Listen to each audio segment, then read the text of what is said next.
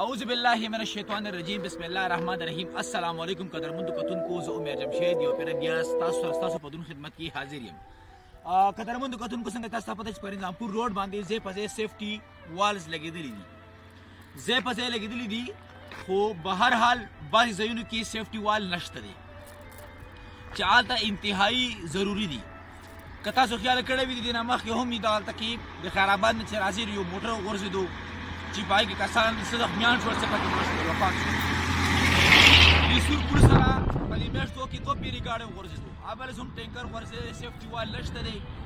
نو وایي موږ څه شي ته انتظار کوو چې آیا د نه غټه حادثه وشي نو هغې ته چې موږ په انتظار یو چې بیا به موږ دا سیفټي وال لګوو که تاسو وګورئ د خیر آباد نه چې راشروع شي نو ځای په ځای څومره هم خطرناک ځایونه دي نو هلته کې سیفټي والز نشته دي نو موږ د حکومت وخت ته دا درخواست دی چې مهرباني وکړئ چې دلته کې ځای په ځای باندې سیفټي والز ولګوئ بیا زمونږ چې کوم دی د دې ټیکېدار ته چې ایچ کې کنسټرکشن کمپني چې کوم ټیکېدار دی هغوی درخواست دی بیا زمونږ چې کوم دی دا اداره چې چا سره ده دا روډ چې چا سره دی پی کې ایچ ای